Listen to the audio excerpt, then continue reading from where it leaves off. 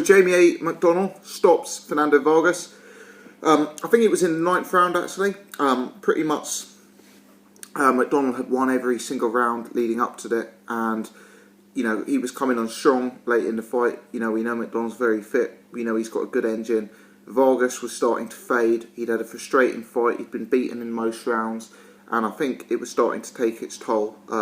Let's just have it right. He was a very, very late notice opponent, and I think as a result, maybe his fitness and stamina reserves weren't where they could be. He was also very inexperienced at this level. He'd never been in a 12-round fight before, so I think those contributed to it. I think McDonnell beating him around the ring and outboxing him and frustrating him contributed to it. And I think when you're 9 rounds down and you don't seem to have a way back into the fight, it's very easy to have enough. And I think that's essentially what happened to Fernando Vargas tonight.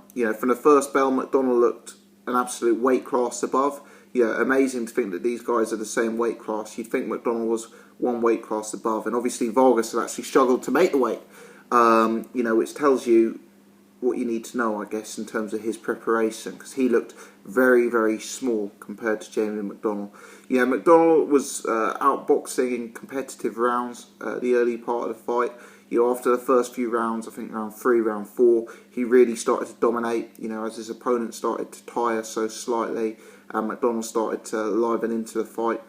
He was winning the rounds with increasing ease, fighting behind the jab for the most part, but towards the end of the rounds, trying to force the pace and trying to get the stoppage and fighting a bit more in the pocket. And I was pleased to see him pushing the pace, because let's be honest, Jamie McDonnell hasn't done the best job of crossing over to the casual fans, and this is a big opportunity for him tonight to increase his image, because this is a very, very big bill indeed that he's on.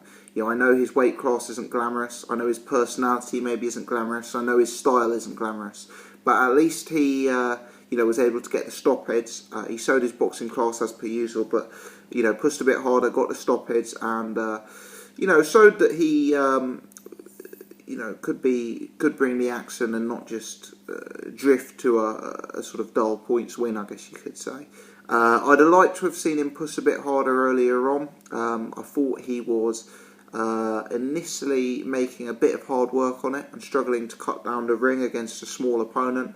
But eventually he got there, and fair play to him. The opponent was tough game, but fundamentally was outclassed, was too small, hadn't had the notice, and didn't really merit being in a ring with Jamie McDonnell tonight. Offered very little after the first round or two.